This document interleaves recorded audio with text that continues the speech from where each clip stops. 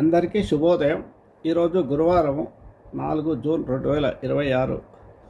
ఈరోజు చతుర్థి, పౌర్ణమి తర్వాత వచ్చే చతుర్థి, సంకష్ట చతుర్థి కూడా ఈరోజు.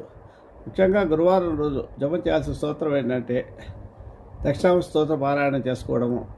నవగ్రహాల్లో గ్రహానికి సంబంధించిన స్తోత్రము. దేవానాంచ ఋషినాంచ గురు కాంచందిమం బుద్ధివంతం త్రిలోకేశం తం నమా బృహస్పతి. అదే స్తోత్రాన్ని 27 సార్లు జపం చేసుకుంటే గురు భగవానికి అనుగ్రహం లభిస్తుంది. ఈరోజు రావుచేటు ప్రయక్షాలు చేసినా కూడా మంచి ఫలితం లభిస్తుంది.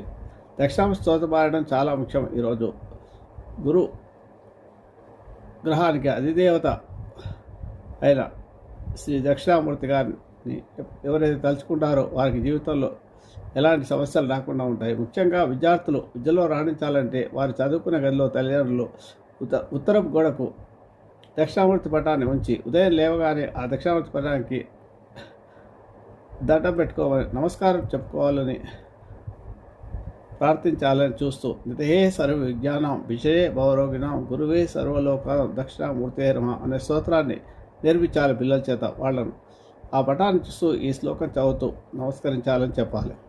ఇలా చేయడం వల్ల సంతానానికి మంచి వృద్ధిలోకి వస్తారు, విద్యలో మంచిగా రాణిస్తారు, మంచి మార్కులతో పాస్ అవుతారు, మంచి జ్ఞాపకశక్తి పెరుగుతుంది, అనారోగ్య సమస్యలు కూడా ఉంటే తగ్గుతాయి. ఈ లోకానికి గురువు దక్షిణామూర్తి అనారోగ్యాలను తొలగించేవాడు, మంచి విద్యను ప్రసాదించేవాడైన దక్షిణామూర్తిని ఎవరైతే ప్రతిరోజు పారాయణం చేసుకుంటారో దక్షిణామూర్తి స్తోత్రం పారాయణం చేసుకుంటే ఇంకా మంచిది.